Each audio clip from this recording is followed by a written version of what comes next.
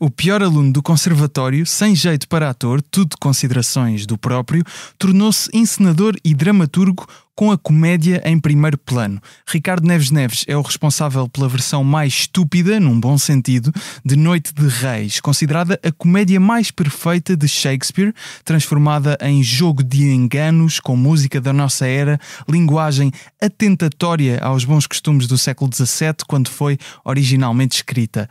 Desdobrando-se entre vários trabalhos ao mesmo tempo, Ricardo Neves Neves encena também o musical de comédia Mães, uma viagem de 3 mães e uma pré-mãe sobre a maternidade e os seus desafios. Eu sou o Gustavo Carvalho e hoje no Humor à Primeira Vista, Ricardo Neves Neves. Bem-vindo, Ricardo, obrigado. Alô, obrigado. Humor à Primeira Vista.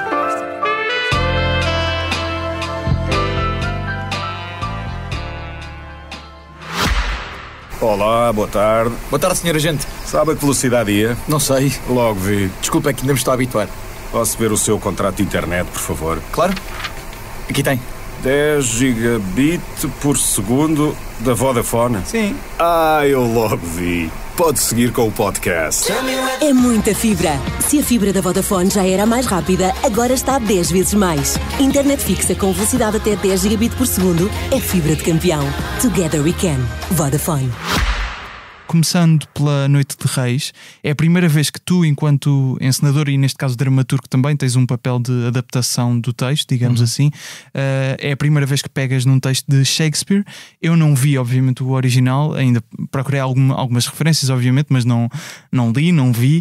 É óbvio que, assistindo a esta tua versão, que há uma, eu diria, destruição, mas no bom sentido, para chegares a esta versão. Que dúvidas é que surgem a um encenador e a um dramaturgo quando mexem num clássico? Bom, por onde começar? Em primeiro lugar, há um género de tensão à volta do que é o clássico, entre a reverência e aquele género de peça que se toca com pinças para não desfazer e não estragar, e isso é um momento que cria uma tensão que é um bocadinho desfavorável depois à criação. Passei por várias fases. A primeira foi essa. Depois, quanto mais conhecia o texto, quanto mais vezes o lia, quanto mais traduções comparava, algumas encenações que conseguia encontrar online ou encomendar o DVD na Amazon, fui percebendo que a liberdade de pegar num texto clássico é, na verdade, não é só uma possibilidade, é, na verdade, uma necessidade, sobretudo tratando-se de comédia que tem uma ligação com a linguagem atual, com a forma como existe um género de dinâmica da sociedade à qual nos dirigimos no espetáculo, e isso foi uma forma de trabalhar aquele texto. Ou seja, quando perdi o medo, comecei a criar então, em cima daquilo. E até perder o medo. Como é que foi essa fase? E transpirar. Mas exatamente em que é que pensas? É como é que posso colocar a minha identidade neste texto? É o que é que faz sentido manter, o que é que faz sentido tirar? Tens algum exemplo de uma coisa que representa essa fase do medo? Bom, em primeiro lugar, não me coloco a mim. Em primeiro lugar, coloco o texto e o autor e tentar perceber o que é que... É claro que isto é tudo um exercício de suposição e imaginação. O que é que o próprio autor, neste caso Shakespeare, pretendeu há 420 e tal anos com esta peça. E imaginando aquele teatro e as representações que nós vemos muitas vezes no cinema do que existe naquele palco e naquela plateia, que é um género de praça aberta. Plateia em grego é praça. Certo. É um género de praça aberta em que não há cadeiras, não há lugares sentados nessa plateia, as pessoas estão em pé e come-se e bebe-se enquanto o espetáculo acontece. E aquilo que se pretende na comédia é um género de festa, de festejo do próprio teatro e na sua relação com o público. Entender isto significa tomar decisões, avançar para um sítio onde não vou fazer uma homenagem ao texto e ao autor só por si, vou fazer uma ligação com a comédia, com a plateia, com a relação da cena com o espectador, e tentar que o público em 1601 e o público de 2023-24, agora nesta reposição, se eventualmente riam nos mesmos sítios, levem para casa a mesma sensação, desperta as mesmas emoções e pensamentos semelhantes. Tu referias rir nos mesmos sítios, acredito que isso seja importante no sentido de também permanecer a algum do aspecto cómico que o Shakespeare colocou na peça, mas por outro lado também há acrescentar risos. Tendo em conta que é uma peça de uma comédia romântica de Shakespeare, considerada, por exemplo, pelo The Guardian a comédia mais perfeita de Shakespeare, é preciso, de alguma forma, dentro de ti encontrares espaço para dizeres ok, mas ainda assim eu vou colocar aqui alguma da minha comédia em cima da comédia de Shakespeare, seja apontamentos pequenos ou mudar a linguagem, etc. Acredito que isso seja difícil para... Tens um papel de encenador e dramaturgo, não é? E estás a pegar no original, estás a adaptar também, mas há sempre uma parte autoral de ok, mas aqui vai entrar esta parte que é minha. Isso é difícil, de certeza. Essa autoria tem diversas formas. Como eu não usei apenas uma tradução, fiz uma montagem de traduções e fui também ao original, e traduzir é também criar. Ou seja, quando nós optamos por uma palavra e não por outras, estamos a tomar decisões que depois têm uma influência na personagem, na cena, na peça. Aquilo que acontece é, nesse primeiro trabalho da adaptação e da tradução, nessa zona em que eu estou a adaptar porque vou encenar, existe muito do que é a colocação em cena do espetáculo. Ou seja, há um texto que foi criado, há uma adaptação que é criada para ser criado o espetáculo, para ser criada a encenação. É nessa criação da encenação que se acrescenta ou que se dá vida a uma ideia que está escrita no papel. A partir do momento em que nós colocamos na cena a vida daquelas palavras, no corpo dos atores, na disposição da cena, na circulação, na utilização do tempo, na relação com a música, com a banda sonora, que também encaminha muito o significado da cena e na relação com o espectador. Essa criação inclui sempre novidade ao que é o texto. Mesmo que, imagina, daqui a 20 anos eu fazia uma nova encenação, tenho a certeza, acho eu, que iria ser forçosamente diferente. Claro, porque nós respondemos muito àquilo que é o nosso impulso do momento e da equipa onde nós estamos e a disposição da sala de ensaios. E quando estás a criar, pensas em duas reações. Neste caso, qual seria a reação do próprio Shakespeare a ver? Ou uma pessoa que vá assistir ao Teatro da Trindade a esta peça, que vá achar que vai ver uma, vou dizer fiel, mas no sentido de ser mais semelhante ao original, à Noite de Reis original de Shakespeare, que reação é que a pessoa vai ter ao encontrar aquilo? Bom, aí já se torna qualquer coisa de difícil saber o que é que significa ser fiel a um texto. Claro que sim. É ser fiel de uma forma crua ou é tentar fazer renascer um espírito que está subentendido naquele... No original. Exatamente, no original, naquele texto. Isso é difícil de nós próprios definirmos. Claro que havendo a possibilidade de Shakespeare vir a voar, veio passear a Lisboa, certo? Aproveitou ver a Taylor Swift, depois vai ao Teatro da Trindade, e os dois ver o espetáculo. E claro que eu gostava que houvesse uma relação positiva com esta encenação, mas depois também há uma relação, ou seja, eu também já tive a experiência de ter um texto meu encenado por outras pessoas e eu divirto-me quando me surpreendo com a colocação em cena de um texto que eu escrevi, que imaginei de uma determinada forma e afinal acontece de outra e ainda assim funciona. Eu gosto dessa surpresa, dessa criação intelectual, artística, criativa em cima de uma coisa que eu escrevi sozinho em casa. Acho isso divertido. Portanto, a encenação é precisamente essa relação de construção em cima de qualquer coisa que existe. Agora, quem vai à espera de uma peça de museu, acho que vai ficar tremendamente desiludido. O que é que queres dizer com peça de museu? A peça de museu é aquela coisa que nós tentamos apresentar o mais intocável ou intocada possível, ou seja, quando fica, sabes, aquela ideia de as casas-museu, tal como o antigo dono a deixou, nem sequer foi arrumada, a xícara do chá que tomou antes de não sei o quê. Isso não é uma interpretação da casa, é a reprodução daquela casa. Quando quem vai à procura dessa reprodução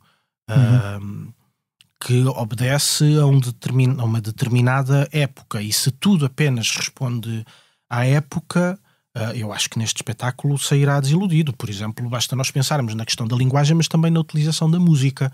Mas se nós formos àquilo que é a tradição antiga, com séculos, nós usamos no espetáculo música antiga mas posterior à época, e música contemporânea. Isso já se fazia.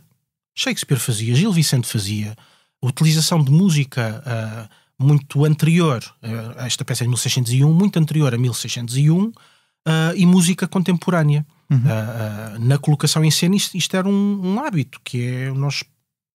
Então, na escolha da música, nós colocamos na cena a música que comunica connosco, e que nós achamos que tem uma ligação com a cena e com a personagem, que tem uma dinâmica semelhante à dinâmica musical, relacionada com a dinâmica do texto e a dinâmica da cena. E isso é uma mistura que já se fazia, e é uma mistura que fazemos também no espetáculo. Ou seja, quando eu vou ao repertório pop dos anos 90, ou mesmo até mais recente, tens um caso de uma música de hip-hop deste 2020, não é? A Millie B, não é? Com 3 ou 4 anos. Exatamente. Isso é ser fiel ou não? Se calhar Shakespeare, quando encenou o seu próprio espetáculo, também usou uma música com 3 ou 4 anos. Da mesma forma que nós hoje usamos música com 3 ou 4 anos. Isso é ser fiel? Pode ser. A lógica é a mesma. O modus operandi é o mesmo. Certo. Mas, por exemplo, imaginando uma ala mais conservadora do público de teatro, estou a supor, acredito que tenhas ido ver a peça sentado no auditório, e se calhar nessa parte em que entra a música de hip-hop com uma interpretação assim um bocado às vezes meio que aparece do nada, porque até são portanto a orquestra não é que está mais acima, que nós vemos, mas à distância de repente chega para o palco, as personagens saem, acontece a interpretação de hip-hop e ficamos todos, espera, o que é que está a acontecer? Isto está mesmo a acontecer. Se calhar uma ala mais conservadora, lá está, imaginando esta ala, fica, pá, mas o que é isto? Não é? E acredito, não sei se tiveste esse tipo de reações Sim, da mesma forma que há pessoas que gostam, há pessoas que não gostam, e as que gostam por uma razão, e às vezes há outra pessoa que gosta e a razão é outra, e as que não gostam a mesma coisa. Há um certo... uma sacralização equilíbrio, sim, mas aquilo que eu sinto é o destino quase que pode tratar de equilibrar... há um género de justiça cómica que pode ser cósmica, que pode ser, ou cómica, que pode ser atribuída às pessoas que se desiludem. Ou seja, da mesma forma que só em Portugal, faz-te conta que esta foi a 28ª encenação deste texto, ou mais, pode acontecer muito em breve, já depois da nossa estreia, ainda houve uma outra encenação da Noite de Reis. Ou seja, a possibilidade do texto voltar com novas leituras, e das pessoas que vão ver este espetáculo já viram outras versões em Lisboa nos últimos anos, nos últimos talvez 5, 6 anos. É também uma das peças mais encenada, não é? Sim. expressões. Esta foi talvez a terceira ou a quarta. Também houve uma há muito pouco tempo no Porto, onde aliás nós tivemos no nosso elenco original um ator que já tinha feito a versão do São João, numa outra personagem, mas no mesmo texto. Portanto, mas houve assim alguma reação mais adversa que te ficou, ou também não és muito nesse apegado sentido, a esse tipo de reações? Não me perturba por essa razão. Ou seja, se nós fôssemos a única companhia em Lisboa, se eu fosse a única pessoa a encenar este texto no mundo inteiro, claro que se calhar olharia para isto de uma outra forma, não sendo, sabendo que há 2 anos antes estreou um texto, 6 meses depois estreou uma encenação do mesmo texto. Sabes que esse público consegue encontrar uma coisa que... Aí eu olho de outra forma. Aquilo que... como reação não positiva me perturba um bocadinho, são se calhar nas redes sociais alguns comentários, algumas fotografias sobretudo dos homens vestidos de mulher, e isso com uma certa agressividade, isso perturba-me e não encontro razão, uma vez que estamos num contexto de liberdade, não encontro, e estamos a falar de teatro e de personagens. Acho estrambólico. E é importante dizer que o original também era, neste caso a escolha foi um elenco só de homens, não é? Portanto há homens a interpretar personagens femininas. O original também era assim, por outras razões. Sim. Aqui foi uma decisão que eu até acho que acrescenta uma camada de comédia.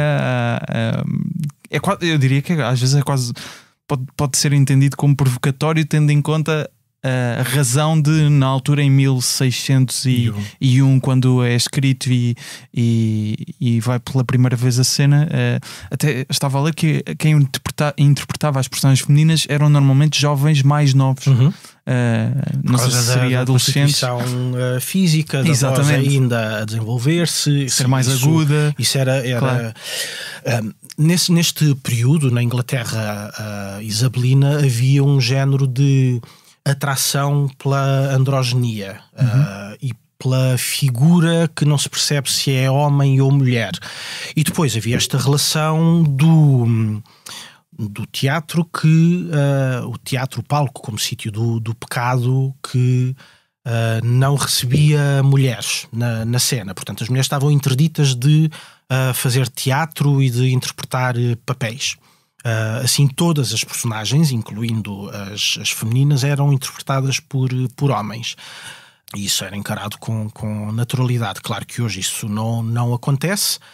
As razões acabam por ser artísticas dessa reprodução, não é por uma proibição ou uma obrigação, claro. É uma opção artística a partir de uma leitura do texto, onde esse equívoco entre o homem e a mulher, o equívoco também entre o ator e a personagem, estão muito visíveis. E achas que portanto, no original, o próprio Shakespeare entendia que acrescentava uma camada a esse equívoco o facto de ser um homem a interpretar uma mulher? Eu acho que havia uma presença muito forte durante a escrita, isto acho certo.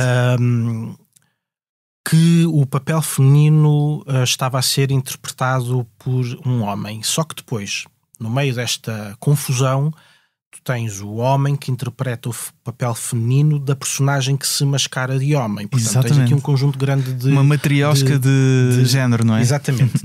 e os equívocos que isso gera, acho que são potenciados por essa tripla conjugação de géneros.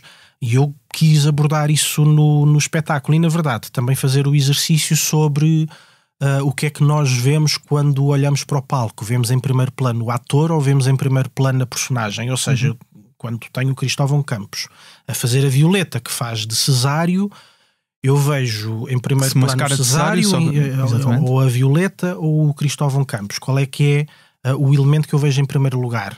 Quando vejo o beijo entre aqueles dois atores homens, tenho presente que são dois atores homens a beijar, só tenho presente que é uma personagem masculina a beijar uma personagem feminina mascarada de homem.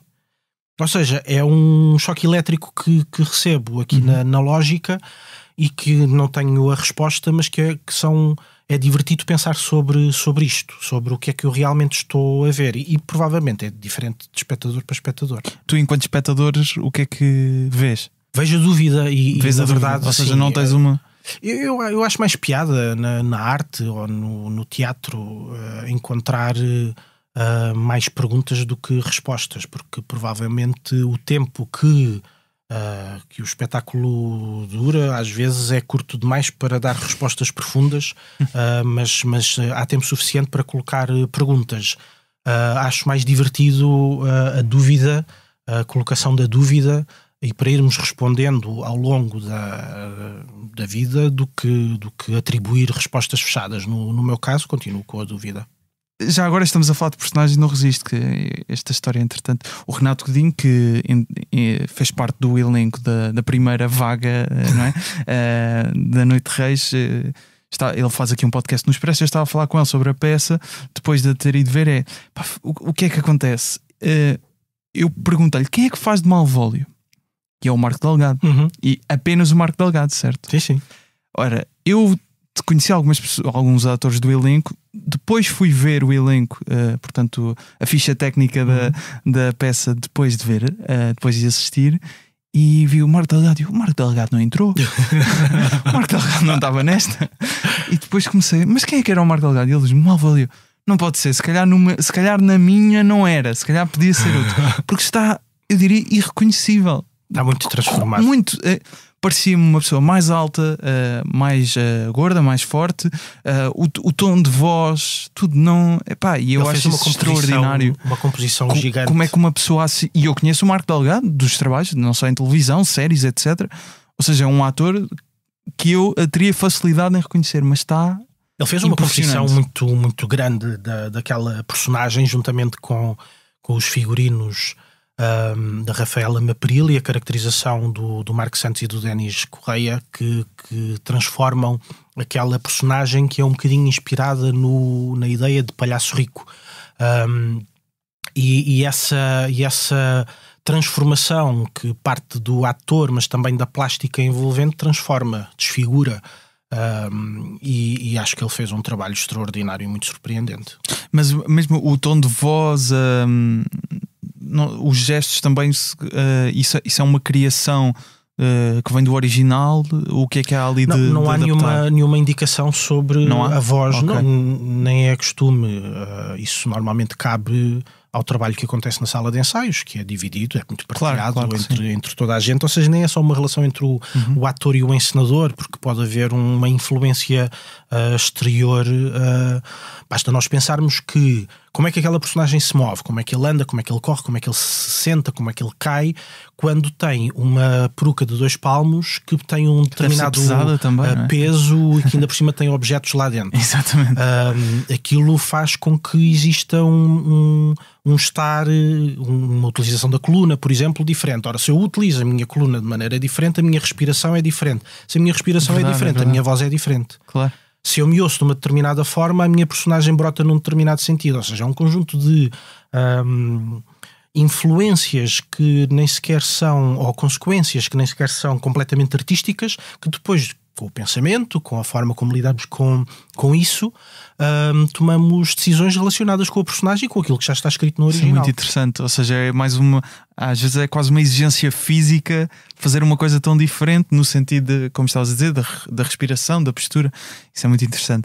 Eu diria que 2 pormenores que parecem-me ser criação tua, ou eventualmente até, como estavas a dizer, em conjunto, uma ideia partilhada. A questão do salto do Rui Mel, a personagem do Rui Mel, que ele é empregada, digamos, da senhora da corte, que é interpretada pelo Filipe Vargas. Cada vez que sai de cena, não sei se posso dar uma autorização para revelar, cada vez que sai de cena há um pormenor sonoro, sempre que ele salta. Claramente criação tua, porque é que isso existe? A personagem tem ali uma mistura divertida, que eu acho que existe. A personagem oscila entre um lado bruto e rude e meio selvagem, mas depois vive num palácio e é a primeira, a ama, a aia da senhora do palácio. Então existe esse lado em que, ao mesmo tempo que tem aquele salto meio bruto, existe um plim meio Disney, e mágico. Porque ainda é quase como dizer, eu ainda sou uma lady, apesar do que faço. Exatamente. É um bocado isso. Quando ele corre, ele faz umas entradas sempre com uns arcos de movimentação, e nós temos aquele som cristalino, como se ele estivesse a deixar umas estrelinhas enquanto... Isso são imagens sonoras que ajudam à composição da cena, e neste caso vem desse lado da fada madrinha que nós encontramos. Mas isso vem dos ensaios, ou em casa ainda pensas nisso? Não te lembras? Vem do... Isto é daquelas coisas que eu tive um professor que no conservatório que dizia, na altura eu fui aluno dele, tinha 19 anos. Tu levaste 19 anos a aprender a fazer o gesto desta forma. Tu falas com as mãos dessa forma, levaste 19 anos a aprender isto. Agora eu estou com 39, levei 39 anos a aprender a falar desta forma e não de outra. Isto é resultado de a utilização da sonoplastia como forma plástica, quase visual da cena, que ajuda a explicar o contexto da cena. É uma coisa que tenho vindo a trabalhar desde sempre, e eu acho que tem muito a ver com a animação, até com a banda desenhada, onde tu tens os sons estão escritos por palavras, os pans, os puns, exatamente. E isso vem se calhar desde os meus, não sei, 7 ou 8 anos, quando comecei a ler a banda desenhada, e que comecei a colocar isso nos espetáculos, e que me diverte e que ajuda a criar as personagens e as cenas conforme as imaginei. Mas eu não faço aquele trabalho de casa onde levo tudo pré-programado para a sala de ensaios. Há muita coisa que surge na sala de ensaios, e isso são coisas que vou muitas vezes tiro a nota durante os ensaios e vou pedindo. É fazer uma composição sonora, da mesma forma que se faz uma composição visual quando se está a criar um figurino, um adereço, o cenário, a luz, o vídeo. Vamos compondo todos os dias. Mas ou seja, acredito que seja menos habitual essa composição sonora, no sentido em que são muitas deixas até, não é? Há muitos momentos, são um espetáculo de 2 horas, e a pessoa que está a tratar do som, sonoplastas, estarão... Que é o Sérgio Delgado, o irmão gêmeo do Marco. Tem que estar muito atento para o momento exato que ele entrar. E há outra situação já com a personagem do Bobo, que é o Ruben Madureira, exatamente, que também tem um som, neste caso ligado a uma moeda, que lhe vão-lhe pagando os serviços que ele faz, no fundo, que também está obriga a essa sincronia com o Sérgio Delgado, como disseste, do som, que também parece-me um pormenor. Sim, e naquele caso do ponto de vista substitui um gesto, porque imagina, tu dás-me uma moeda, estás a pagar-me com uma moeda de ouro, mas tu não tens a moeda. Quem tem a moeda sou eu que a vou receber. Portanto, está escondida, ainda não recebi. Tu fazes o gesto de atirar a moeda, ao som do voo, o som em animação, o som da moeda, e eu, plim, recebo a moeda que já tenho na mão. Mas na ficção do espetáculo existe um percurso em que tu finges que tiras a moeda, atiras, plim. Só que eu já tenho a moeda, ou seja, há um caminho que não acontece na prática, mas que o som me indicou esse caminho. Sim. É como nós... também há uma cena em que o Marco Delgado sai pela direita, mas apanha um cavalo-carro, nave espacial, que, como existe uma relação no teatro de som, ele está a fazer um caminho em que sai de facto começa pelo lado direito da cena, mas que termina do lado esquerdo em cima. Isso é dado pelo som, mas o Marco se calhar já está no camarim sossegado. Quando o som termina, ele nem está na cena, mas nós imaginamos que ele foi para o lado esquerdo. E isso é muito interessante o que estavas a dizer, porque o que seria uma interação perfeitamente banal de uma personagem dar uma moeda e quase nós, sentados na última fila, não tínhamos noção, percebíamos que era uma troca de moeda, mas não tínhamos noção, e torna-se um ponto recorrente até ao longo do espetáculo e de, eu diria, uma habilidade de sincronização entre, neste caso, técnico e ator, mas também da habilidade do Ruben de estar ali sempre pronto a sacar as moedas. Há uma relação com o tempo que ele depois decorou a duração desses sons e opera nesse sentido. Mas o Ruben é muito musical também. Claro. O encenador João Mota, portanto, foi diretor do Teatro Nacional Dona Maria II. E o fundador e diretor do Teatro da Comuna. Fundador do Teatro da Comuna também, exatamente.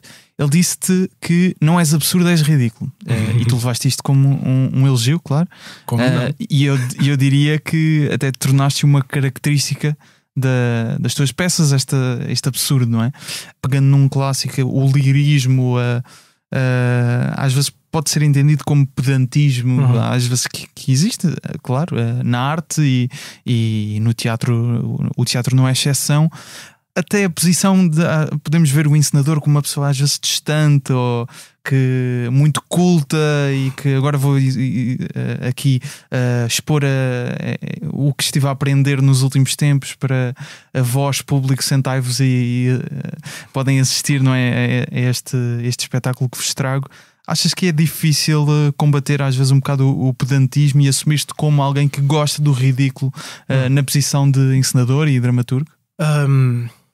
A figura do intelectual, já não é o mesmo, já não se tem a mesma ideia do intelectual que se tinha na altura de Sartre. Era uma coisa diferente, era uma estrela por ser intelectual. Aquilo que eu não me considero intelectual, mas faço um trabalho que é intelectual, ou seja, a maior parte do meu trabalho acontece no cérebro. E depois é que eu passo para o papel, ou passo para a cena no período de ensaios, ou passo à restante equipa criativa, ou seja, imaginei o cenário assim, com estes elementos, imaginei os figurinos desta forma, mas são imagens que acontecem no cérebro, ou seja, um exercício intelectual. O pedantismo é uma forma de vaidade. Eu tenho dificuldade em ter essa vaidade porque... como os espetáculos se sucedem, e ainda bem, isso dá-me confiança, ou seja, estou na profissão. Estás sempre a trabalhar? Trabalho e isso dá-me, claro, alegria. Mas a gente não sabe se hoje o espetáculo que eu gosto e que tenho orgulho e que a maior parte do público tem uma relação positiva com ele, eu não sei se daqui a 3 meses eu não vou estrear uma desgraça absoluta e que não vai correr bem e que me vai envergonhar e a equipa vai ficar envergonhada. Há essa possibilidade, porque nós não conseguimos prever. Começa tudo de novo com uma nova peça. Cada espetáculo, não é? claro que eu vou aprendendo coisas, seja pontos de vista artísticos, mas também técnicos, o que me dá uma maior abertura das possibilidades no palco. Cada vez conheço melhor aquela caixa, até os bastidores, já estás palco, mais seguro, claro. Isso dá-me uma certa confiança, apesar de haver sempre muita coisa que não sei. Basta conversar um quarto de hora com um técnico para eu perceber a minha ignorância. Mas é muito difícil ter essa relação, porque ainda por cima tenho a sorte de ter amigos com a mesma profissão ou semelhante, e nós conversamos muito e temos pontos de vista diferentes e eles sabem coisas que eu não sei, e então não consigo ter essa vaidade. Eu tenho até, na verdade, muita insegurança. Nunca sei para que lado é que as coisas acontecem, porque a insegurança também vem de uma coisa que não é uma coisa gratuita, que é: então e se eu não tiver a ideia? Porque aquilo que me pedem é: vais fazer este espetáculo, aquilo que me encomendam são ideias, por assim dizer. Não é uma coisa que eu já tenho em casa e que vou revender. São ideias. E se não tiver a ideia, e se o anjo não descer, se a estrelinha aqui em cima não, ou a lâmpada não acender, eu não tenho lugar e hora marcada para ter as ideias. As ideias podem não vir. A ideia pode vir no dia depois da estreia, o que é catastrófico. Porque depois os espetáculos não são apresentados quando estão feitos. Os espetáculos são apresentados, muitas vezes definidos com anos de antecedência. Claro. A data da estreia, por exemplo, a Noite de Reis, que nós estreámos, se não me engano, 26 de janeiro de 2023, foi definido quando eu estava a ensaiar a Reconquista de Olivença no final de 2019. Ou seja, no final de 2019 eu estava a definir o dia e a hora da estreia de um espetáculo 3 anos e tal depois. Então, e se eu não perceber de uma forma profunda a cena e não tiver as ideias? Se eu não me lembrar que a moeda, em vez de ser dada diretamente ao ator, pode antes voar e depois cair. Se eu não me lembrar disto, ou a equipa, se não estivermos em sintonia, se não pensarmos a caminhar lado a lado uns com os outros, isso pode acontecer. Portanto, essa vaidade, esse pedantismo, e que não vejo muita gente a ter, honestamente. Acho que às vezes é assim um género da mesma forma que se pensa que no glamour do artista, eu acho que na prática isso não existe. Não existe muito frequentemente. Eu acredito que às vezes até possa existir, mas para disfarçar até uma insegurança que exista, não é? Depois também há essas respostas, da mesma forma que existe numa certa antagonia, às vezes nós também respondemos, nós, seres humanos, respondemos com agressividade, como era aquele caso que te falava há pouco de alguns comentários agressivos. Ou noutro sentido, que é a questão do gatinho bebé frágil que nos atiça as unhas e faz aquele som como se fosse um grande leão, mas nós sabemos que aquela coisa de 300 gramas não é nenhum leão. Sim. Tu dizias que no conservatório, quando estudavas, eu até disse na introdução que te consideravas o pior aluno do conservatório. Dizias que nessa altura não tinhas cultura nenhuma e que a ganhaste, o curso também ajudou para isso e foste ganhando. Achas que é essencial um trabalhador, independentemente de qual seja a sua arte, ser quase obcecado com conhecer o que é que está a ser feito à sua volta dentro do seu meio? Achas que isso é essencial? A obsessão às vezes soa um bocadinho a doença. Eu acho que nós temos de ter prazer, ainda por cima na nossa área, aquilo que é o nosso ponto de investigação é o que normalmente as pessoas chamam de lazer, que é ver outros espetáculos, conhecer músicas, conhecer livros, textos, autores, ter uma relação com a forma, a cor, a estética, a arquitetura, a pintura, a escultura, etc. Isso faz parte da nossa profissão. Isso é não é bem um ponto de obsessão, é um ponto em que, por um lado, eu preciso disso para me sentir feliz, por outro lado, eu preciso disso na minha profissão. Portanto, procurar essa formação não é bem no sentido de estar obcecado, é no sentido de eu gostar. Acho que é mais por aí e parece-me importante, sobretudo numa altura em que aquilo que nos é exigido é um género de novidade a cada espetáculo. Se nós pararmos no tempo naquilo que nós somos e se nos fecharmos sobre nós próprios, as nossas ideias e os nossos gostos e aquilo que nós conhecemos, não estou a ver como é que nós conseguimos procurar ou encontrar essa novidade.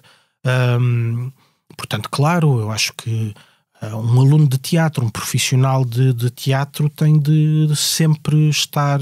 Nós não podemos dizer, até no sentido de ler o jornal ou ver ou ouvir notícias, nós não podemos dizer que somos artistas contemporâneos se não soubermos o que é que está a ser feito ou o que é que está a acontecer no mundo, na política, na sociedade, no nosso país, nos outros países. Como é que nós podemos dizer que somos contemporâneos se vivemos no passado, se vivemos sempre com base numa coisa que aprendi há anos ou há décadas ou baseado numa memória? Não me parece sequer lógico. Claro. E achas que existe às vezes um bocado essa resistência a andarmos atualizados? Não, às vezes aquilo que tenho e que muita gente no mundo tem, das artes. Não, às vezes existe preguiça. Isso também, eu sou preguiçoso. Às vezes prefiro... Também me assumo como. Pronto, às vezes prefiro ver uma coisa mais leve do que avançar para livros mais pesados. Às vezes apetece-me ver uma série de 20 minutos em vez de ir ler uma coisa complicada em que leve 20 minutos a ler uma página. Claro. Para a perceber ou mais.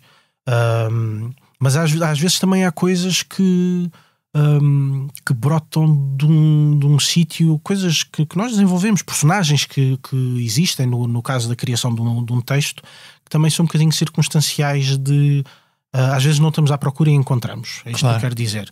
E isso é uma forma de trabalhar que vem também de uma certa descontração, ou seja, aquilo que eu sinto que deva ter é assim, um género de espírito aberto para receber e poder interpretar até as coisas mais simples e tê-las nos espetáculos. Às vezes não é fazer zapping, mas scroll no... Sim, scroll. Agora de repente parecia um velhote no Instagram.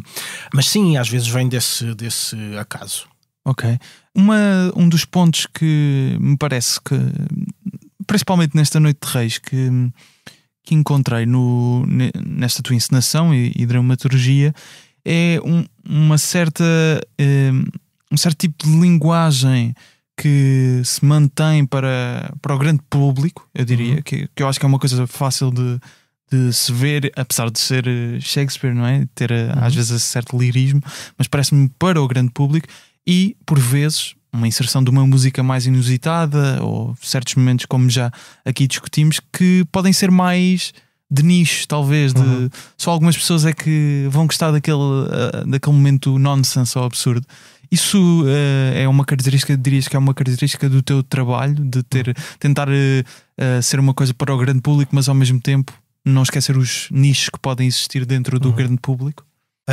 Muitas vezes há o preconceito sobre o que é ser para o grande público. Há assim um género de preconceito também de uma ideia cristalizada que tem décadas. Shakespeare era para o grande público, ele escrevia para o grande público, ele não escrevia as peças e não sei se é o termo encenar, porque a figura do encenador, a palavra encenador é um bocadinho mais recente. Mas ele não fazia espetáculos para serem vistos por 7 intelectuais da época. Ele fazia para toda a gente. Claro. Portanto, o Shakespeare é originalmente para o grande público.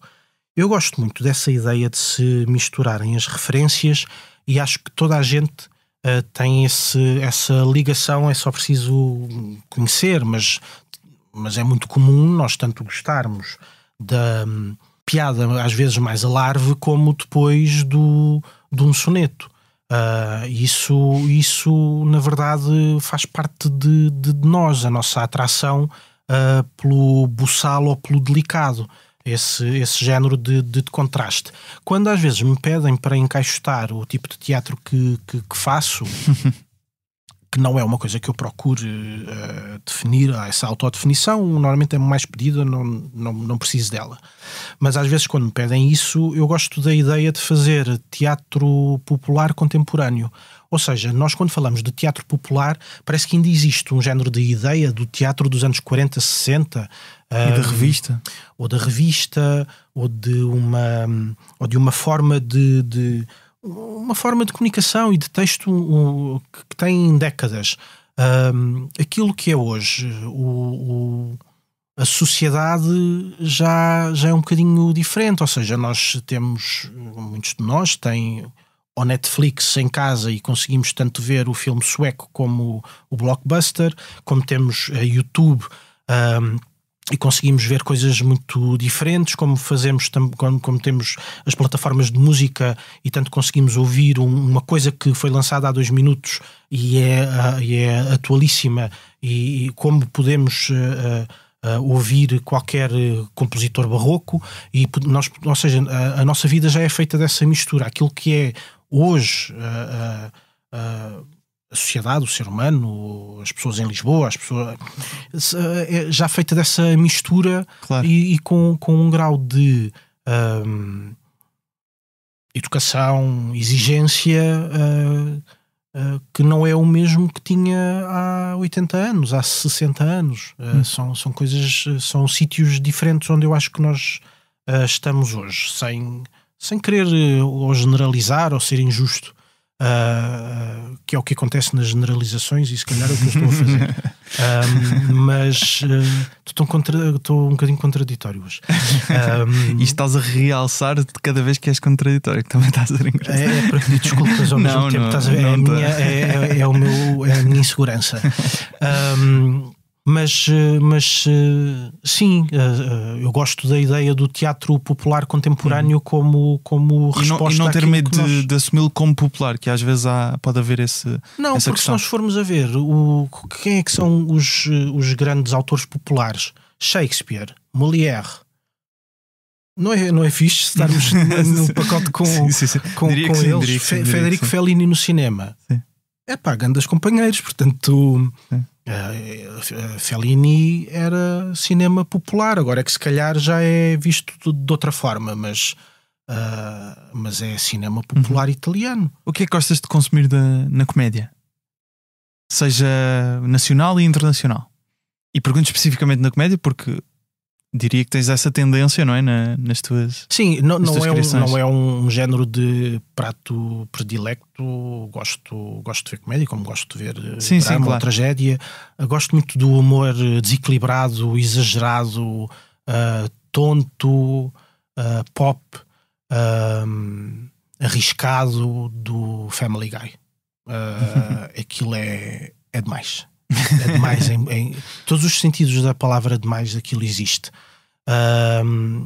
E há zonas que aquilo tem uma exigência terrível, mesmo no disparate maior, como é o caso de uma música que não sei se já e vamos para ela até. Tu selecionaste um excerto do Family Guy, neste caso é o Peter Griffin a interpretar uma canção que se chama Shippoopy, que entretanto descobri que era de um musical chamado The Music Man de 1957. Let's play this game. Let's play some football. Griffin, I'm getting really tired of your cocky attitude. How many times have I told you, no showboating? Relax, Tom. I'm just having a little fun. I got it under control. Okay, 28, Z right, pitch left. On one. Ready, break. Ready, green 54. Green 54. Sit, hut, hut.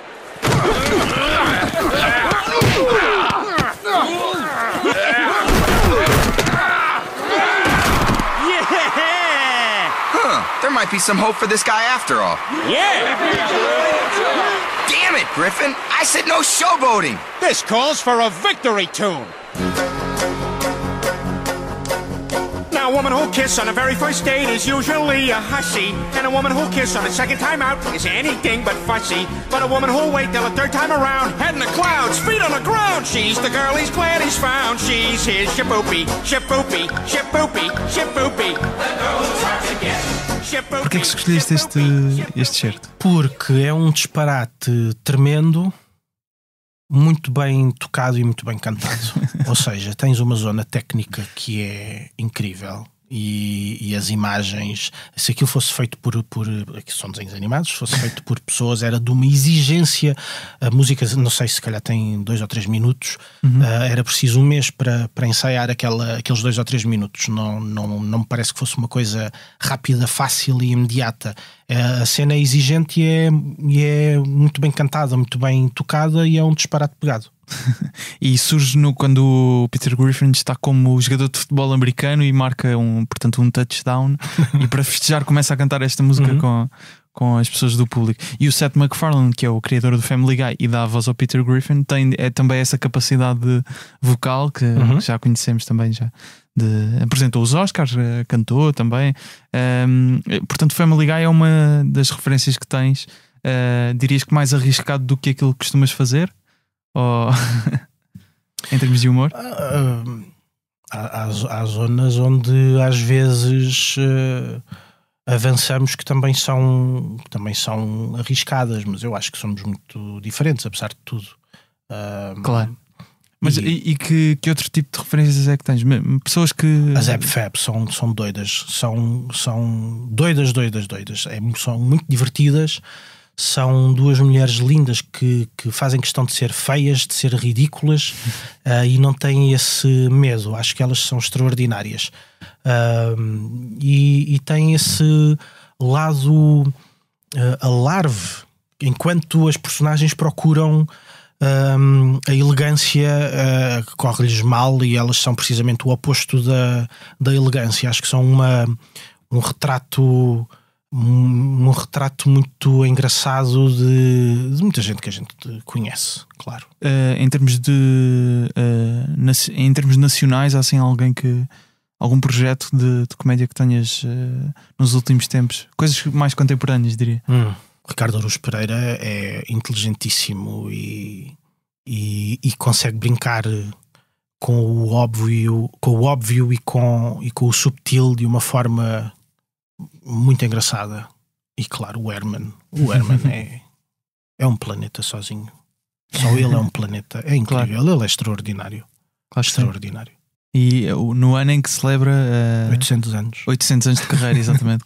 800 anos de carreira, e até foi condecorado, muito justamente. Vamos então ao musical Mães, que é completamente diferente. Não é Shakespeare, não é? Essa é a primeira parte. É um musical adaptado da Broadway, se não estou em erro. Da Sue Fabish, exatamente. Tu fizeste a encenação deste musical, que está no Teatro Vilaré, até, portanto, quintas e sábados e domingos também.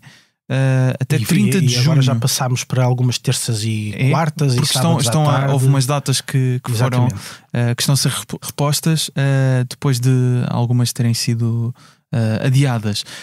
Portanto, tu fazes a encenação, é um musical, há também uma grande vertente de música, mas não com o mesmo aspecto na Noite de Reis. Não sei se é o primeiro musical que encenas ou não. No sentido convencional daquilo que é um musical, é o primeiro musical, apesar de já ter tido música em vários espetáculos. Exato. E ter feito. E tu próprio também tens uma cultura musical de tocas piano desde muito cedo, ou seja, tens essa ligação à música. Mas não foi é? sempre como um hobby, ou seja, nem sequer me atrevo a tocar nada, não, só me ia envergonhar, mas em miúdo, sim. Aprendi piano. Ou seja, há uma paixão pela música. Sim, há uma atração pela música e uma necessidade de ouvir música todos os dias e de colocar música nos espetáculos e de usar a música como estímulo para me ajudar nessas ideias. É um género de abrir uma autoestrada para as ideias chegarem mais depressa. Isso também acontece, não quer dizer que não seja falível muitas vezes, mas no sentido convencional do termo, em que é mesmo um musical que começa com uma música, depois há um diálogo e depois há uma música que comenta esse diálogo. E a história evolui através das músicas. Exatamente, e muita da comunicação é feita através da música, quer dizer, a ópera também é assim, já ensinei ópera e opereta, mas no sentido convencional agora foi a primeira vez e foi uma experiência muito particular, que adorei fazer e gostava de repetir. De um texto que no princípio nos gerou ali alguma preocupação, mesmo com uma brilhante adaptação do Henrique Dias com a ajuda do Miguel Viterbo nas partes cantadas, porque é um texto já com alguns anos, mais ou menos datado, que está muito relacionado também com a realidade americana, portanto houve uma necessidade de adaptação, mas também uma necessidade de um uso de uma extravagância em cima de um texto que se calhar pedia um outro equilíbrio. E então nós tivemos a estragar um bocadinho o espetáculo. Não diria o texto, mas desequilibrámos um bocadinho a harmonia que num primeiro impacto o texto sugere.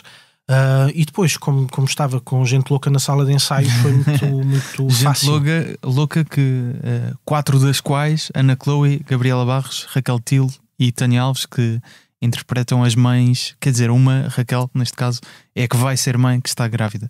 E tudo se desenrola no chamado baby shower. Que eu nem sabia o que era. A sério? Não. Portanto, não, a sério, eu não sabia. Pronto, neste caso, as outras 3 que já são mães partilham as suas experiências. O aspecto meta já estava inserido no original. Às vezes, eu lembro acho que é Tânia Alves que meio que fala com o público, não é? Que é uma coisa inesperada. Isso não existe explicado no texto, é uma coisa que nós subentendemos numa relação com o público, mais ou menos que nos faz lembrar o café-teatro, por exemplo. Foi até uma definição que a Gabriela arranjou quando esteve aqui no podcast há uns episódios. Pronto, concordamos nisso. Exatamente. Então, ainda bem. Nisso e é muito mais eu agora. Claro. Há essa relação, muitas vezes é direcionado para o público, é um género de intimidade. intimidade e também um género de quebra daquilo que é o ator e a personagem, que às vezes parece que estão os dois em simultâneo. Não existe aquela ideia do ator que encarna a personagem e entra naquele género de transe, que na verdade não é uma coisa pela qual eu sinto a grande atração. Fico com medo dessas pessoas que entram em transe na personagem. Então gosto sempre que a pessoa esteja ali. Olha, estás comigo, estás-me a ouvir? Não deixas de ser tu, não é? Exatamente.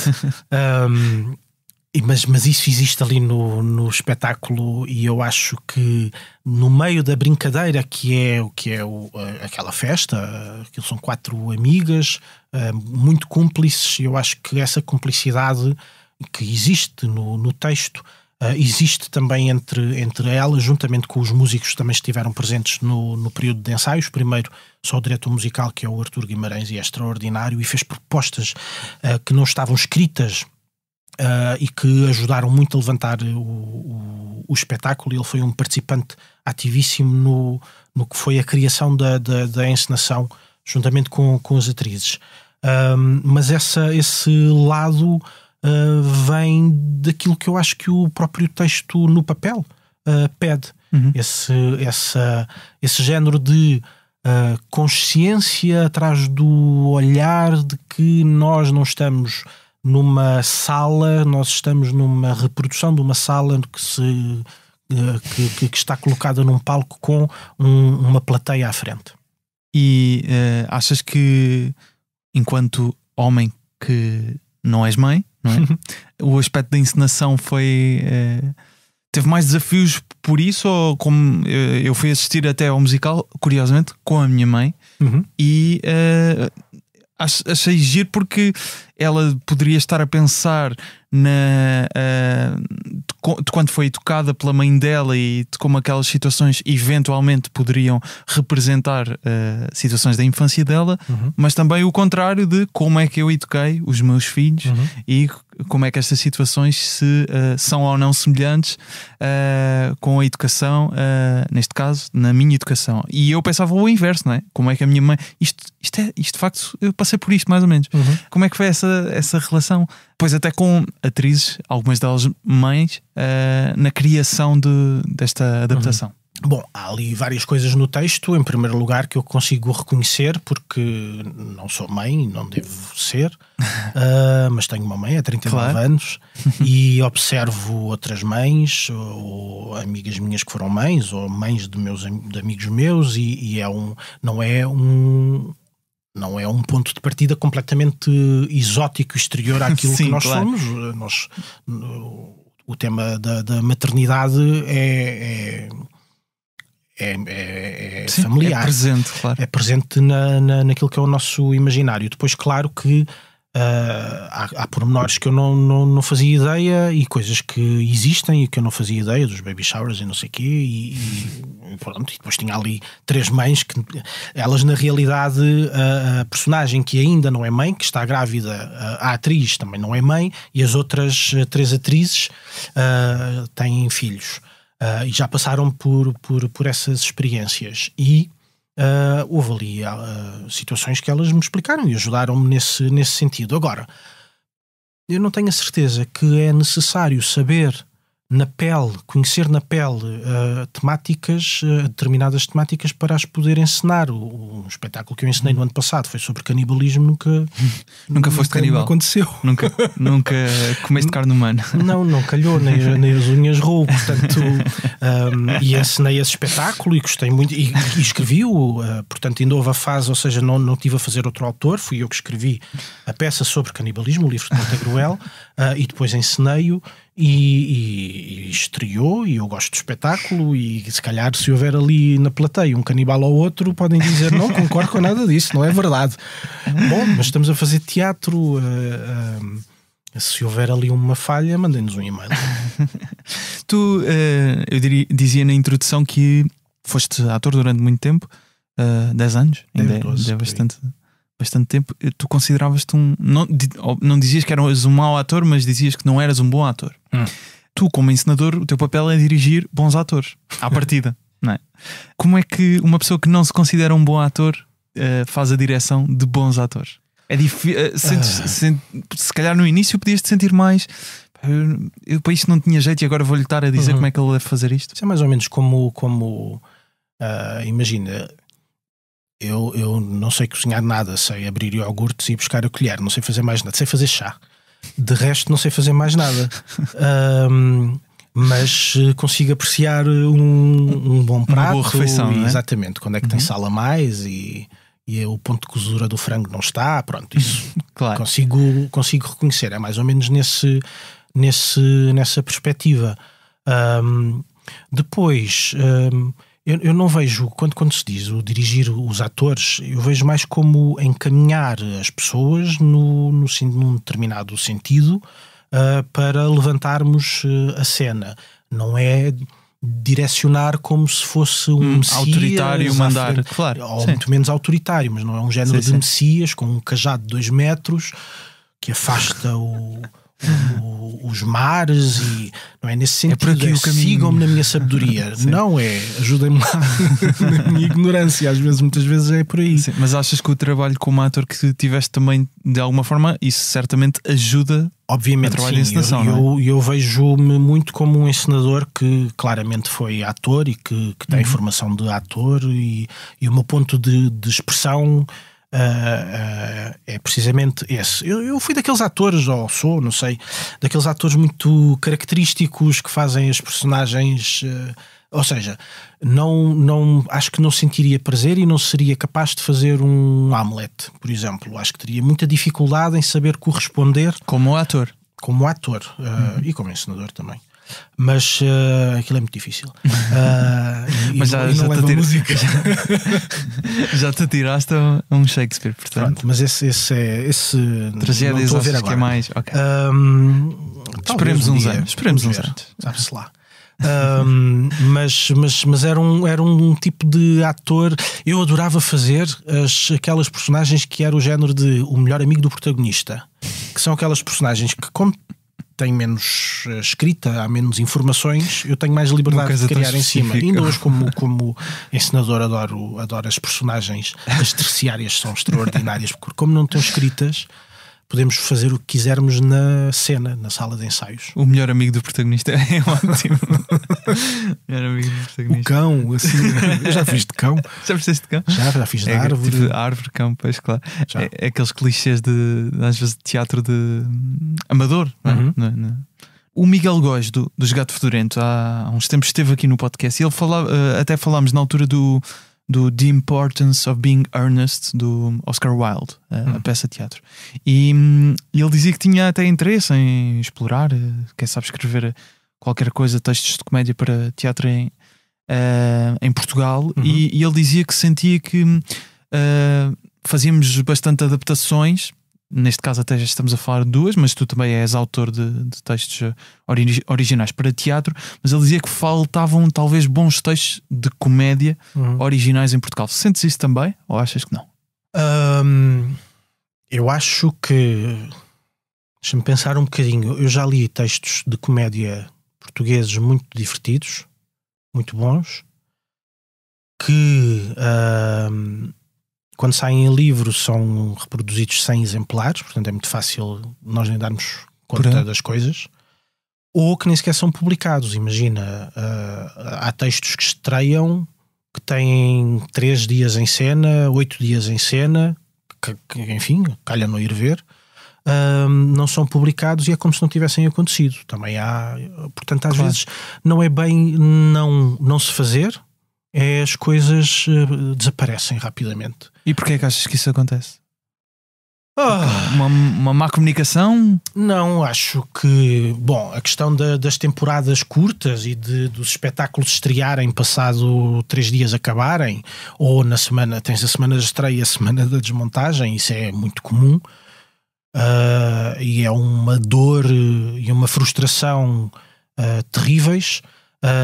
E é das questões que eu mais falo quando tenho hipótese, como estou a fazer agora, que é tornar claro que não conheço nenhum artista que ache que isso é positivo, não conheço nenhum espectador que veja vantagem nisso, e inclusivamente jornalistas que também não compreendem essa relação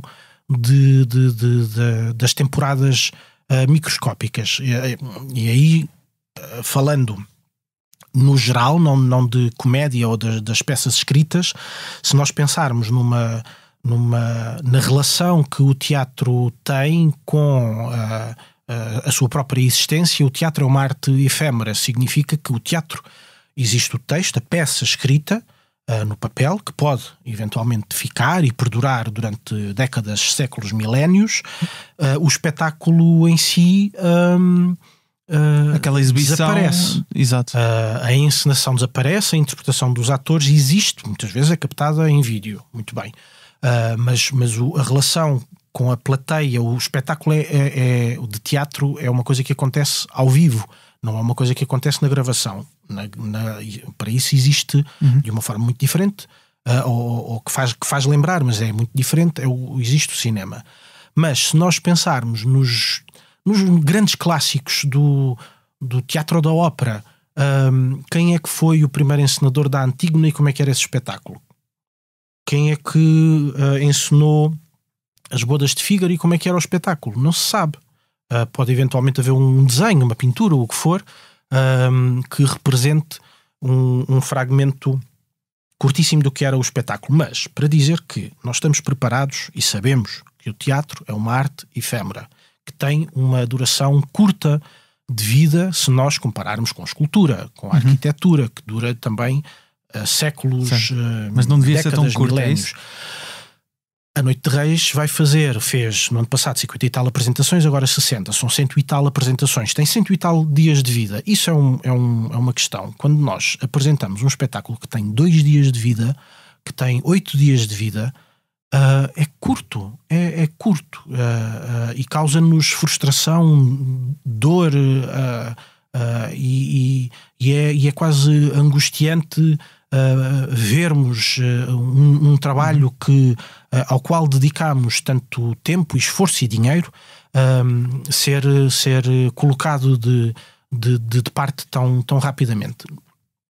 Esse fenómeno, se eu não estou enganado, isso vem mais, se não me engano, essa coisa das temporadas curtas vem de um género de tradição francesa, que é um país com milhares de teatros municipais, só Paris tem 5 ou 6 teatros nacionais e ainda podem ir à Bélgica, à Suíça e ao Luxemburgo fazer digressões sem haver o muro da língua, e ao Canadá, etc.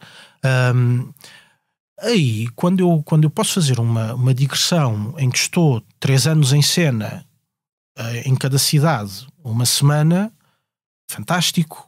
Aí não me incomoda que as temporadas sejam curtas. São 3, 4, 2, 1, uma apresentação em cada cidade, mas depois faço 70 cidades, claro. Faço 150 espetáculos. Aqui a realidade é diferente. Aqui a realidade é diferente. Para já temos menos número de teatros, e depois teatros que têm realmente um orçamento confortável para programar, confortável ou possível para programar, são meia dúzia. E claro que essa meia dúzia não vai fazer uma programação exatamente igual. Mas essa decisão de esta peça vai durar vai estar só em cena 8 dias, não costuma ser dos artistas, costuma ser dos diretores dos teatros. Diretores de teatros, eventualmente produtoras, é isso? É como funciona? Okay. Sim. Por um lado, percebo que se deva dar resposta aos vários artistas, às várias companhias, aos vários espetáculos. Mas por isso é que existe aquilo que se chama de promotores culturais, políticas culturais, para, ao mesmo tempo que existe a necessidade de dar resposta a muita gente e a muitos espetáculos e a muitas estruturas, que também não se descartem rapidamente espetáculos que têm um potencial maior de circulação, de exibição, de estar em cena, de existir, de existência, de vida. No que diz respeito aos textos, no meio desta efemeridade ou desta coisa meio provisória que são as temporadas de 2, 5, 12 dias, há coisas boas que se perdem. Com certeza. Há coisas que quase que não existem. Ok. Deve haver muito ficheiro Word e PDF guardado em computadores e com potencial incrível. E que fecheiros é que andas a guardar no teu computador para um futuro breve? Olha, no ano passado, coisas de comédia? Em 2023, escrevi tanto que enjoei. E eu agora gostava de fazer uma pausa de uns 100 anos. Não estou a pensar voltar a escrever. 100, 200, voltar a escrever mais ou menos. Sim, eu estou a contar a viver até aos 150. Pelo menos. Não tenho nenhum ficheiro, só tenho ficheiros abertos de relatórios que tenho de fazer. mas escrita não me apetece nada neste momento. Então, também é resultado dessa frustração. Imagina, no ano passado escrevi dou-te 2 exemplos. Escrevi o livro de Pantagruel, que foi um projeto que comecei em 2020 para estrear em 2023, que envolveu um trabalho grande de pesquisa, queimei muitas pestanas a ler, tive muitas conversas para poder escrever aquele texto, fiz uma grande investigação, mais o tempo da escrita em si, os ensaios, fez 8 dias em Lisboa, 2 em Lolé, 1 em Coimbra. Tenho o cenário guardado há 1 ano e a dar despesa, porque nós pagamos ao metro quadrado, e num género de esperança que o espetáculo volte, mas não estou a ver que isso venha a acontecer. E depois escrevi um libreto para o CCB, a Maria da Fonte, para uma opereta, fez 2 dias no CCB, fez 1 dia em Faf agora em abril, e no final do ano vai ao Coliseu do Porto, e não temos mais perspectivas que o espetáculo se faça. Ou seja, tive meses, incluindo os meses de verão, que nós queremos ter férias e descansar, mas estive a torrar ao sol a ler a história do Minho do século XIX e toda a história relacionada com a Maria da Fonte e a Revolução Liberal e Dona Maria II e o Cabral, etc. Enquanto torrava ao sol a querer ter férias, mas a estudar, para se fazer 3 apresentações até agora, com a perspectiva de se fazer uma 4ª. É doloroso, e às tantas eu pergunto, mas isto serve para quê? Para que é que serve? E depois, na verdade, aí veio outra vez eu desresponsabilizar-me. Há tantos textos fantásticos escritos que aquilo que é preciso é procurar até encontrar. Porque é que eu vou estar a dedicar meses todos os anos a escrever para depois estar 4 dias em cena? Serve para quê? Isto é em nome de quê? De dizer que estou a fazer uma coisa de raiz? Quem é que realmente valoriza isto? E porquê é que voltas às coisas de raízes? Porque sou burro. Podia encomendar já feito. Por paixão, pela dose de loucura que é preciso ter para estar nesta profissão, por este género de amor às vezes não correspondido, por gostar de uma ideia e querer vê-la concretizada pelo prazer que é esta comichão no cérebro de criar coisas. É um género de cócega gira, mas que também há assim, um género de desgosto amoroso quando as coisas ficam por aí. Já viste o que é estar muito apaixonado por alguém, parecer que é um amor correspondido, e depois acaba o verão e cada um vai passar. Nem é o verão, quem me dera que tivesse em cena todo o verão, os 3 meses do verão, que fantástico. Não, às vezes levas uma patada passado 4 dias, não pode ser. Não há coração que aguente. Ricardo, muito obrigado por teres vindo ao Humor à Primeira Vista. Prazer. Vamos terminar com mais um excerto do Family Guy. Neste caso fui eu a selecionar, se me deres essa autorização. Com certeza. Uma música também escolhi para mantermos o tema, do Brian e do Stewie a cantar You and I Are So Awfully Different. Okay. Vamos ouvir lembras-te dessa? Não te lembras. É de uma viagem que eles fazem ao Médio Oriente. Okay. O Ricardo Neves está no Instagram em Ricardo_Neves_Neves. O Humor à Primeira Vista em humoraprimeiravista.podcast, com excertos em vídeo dos episódios. Eu estou em Gustavo Rito Carvalho no Instagram e no TikTok, também com excertos em vídeo dos episódios. Os jingles são do Rubens Freitas e do Luís Batista, com vozes do Rui Mirama e do Tiago Filipe. Há episódios quinzenalmente às sextas. Ricardo, muito obrigado mais uma vez e até um prazer. dia. We're gonna have to distract him. Follow my lead. You and I are so awfully different, too awfully different to ever be pals. Do you want to go first? Yeah, I'll go. Your favorite hero is the Marquis de Sade. Oh, you'll want to talk. You'll get a stiffy from Felicia Rashad. Oh, one time. I've a style flair. Just look at my hip. hair. Oh, yeah, that's quite a nice do there. Oh, thanks. For me to poop on? What? Oh, come on, you look like Charlie Brown. Bite me, Snoopy. There's not a whole lot that we've got to agree on. Olá, boa tarde. Boa tarde, senhor agente. Sabe a que velocidade ia? Não sei. Logo vi. Desculpa, é que ainda me estou a habituar. Posso ver o seu contrato de internet, por favor? Claro. Aqui tem. 10 gigabit por segundo da Vodafone? Sim.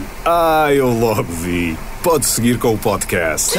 É muita fibra. Se a fibra da Vodafone já era a mais rápida, agora está 10 vezes mais. Internet fixa com velocidade até 10 gigabit por segundo é fibra de campeão. Together we can. Vodafone.